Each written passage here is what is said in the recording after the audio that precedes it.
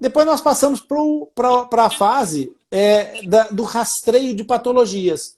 Ora, nessa fase ainda pré-natal, nós temos a necessidade de rastrear patologias. Camila, é tão frequente a história da gengivite gravídica, como é frequente no caso dos maridos, gengivite por toda outra sorte de coisas, não é? Inclusive por déficit de higiene oral e etc. E aí nós temos mães que eventualmente até estão preocupadas com a sua saúde oral para não prejudicar o bebê, mas e os pais? Eles estão também preocupados com isso? Esse pai que estava no seu consultório se preocupou com isso, e ainda bem que ele se preocupou com isso. Né? Porque deu a oportunidade de várias outras coisas acontecerem. Mas o que acontece é que, quando nós falamos em rastreio periodontal, rastreio de cárie dentária em pais, muitas vezes eu ouço a seguinte questão: mas isso não afeta o meu filho, porque ele está sendo gerado pela mãe. Quando esse filho nascer, os beijinhos, que às vezes saem um pouco a meio do caminho e acabam por acertar na boquinha do bebê, há aqui uma promiscuidade bacteriana que, se a boca do pai for uma fértil estufa patogênica, vai contaminar essa criança com estirpes que ela ainda não experimentou e que era conveniente até não experimentar. Eventualmente, eu ouço como resposta o clássico: mas eu não dou beijinhos à boca dos meus filhos? E eu digo assim: e nem sopra para a colherinha para esfriar a sopa, pois não? Eu ia falar isso. Já vi botar na boca antes, para depois devolver na boca do filho para esfriar. E a chupeta que cai no chão, no meio da rua? Nossa. Aí, o que é que faz? Passa na boca para poder botar na boca do filho. Quer dizer, já tá errada a chupeta. A chupeta cai no chão, já vem suja, já água suja na boca do pai, junta tudo e leva para a boca da criança. Que loucura.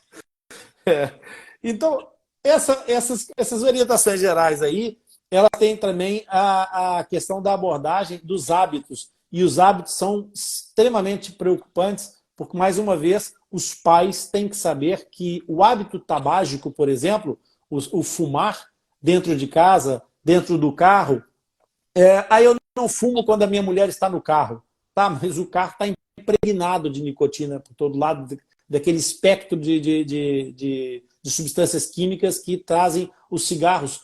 Eu não fumo dentro de casa, eu vou para a varanda fumar. Isso, e deixa a porta aberta, ou a janela aberta, e as fumaças o fumo do cigarro entra todo para dentro de casa. Quer dizer, há aqui determinadas situações que é preciso sensibilizar e falar. Mesmo que as pessoas já tenham algum cuidado e canja de galinha, como dizia minha santa avó, nunca fizeram mal a ninguém. É verdade. Então, é importante falar isso. E depois, esse espectro familiar que os pais têm que assumir juntamente com as mães, que é, obviamente, a orientação, desde logo, para prepará-los para o que virá em termos da alimentação dos filhos. Né? Chamar a atenção e explicar, nessa altura, a importância de compreender o conceito de açúcar e doce e o açúcar oculto, que não é doce. E que também está presente. Então, todo esse rol de informações, se a gente só faz essa informação chegar às mães, depois começa a haver uma sementeira de discórdia, porque uns têm informação e outros não. E aí, todo aquele elo de ambientação, todo aquele elo de ligação que existia e que no pós-natal vai gerar uma conectividade muito grande da mãe, o pai começa a ficar fora desse ambiente, fora desse aquário. E nós não queremos isso. Então, o papel de medicina familiar também compete ao dentista. Também compete ao dentista fazer esse trabalho de medicina familiar, né? Que no subtexto do tratamento.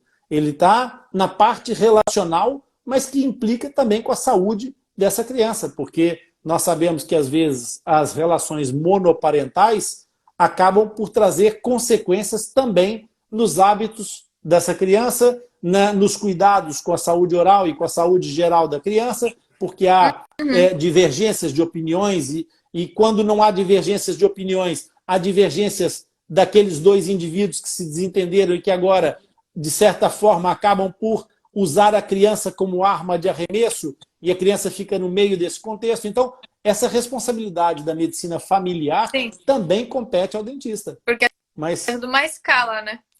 Toda mas uma açãozinha tem milhões de outras coisas por trás que também vão acontecer.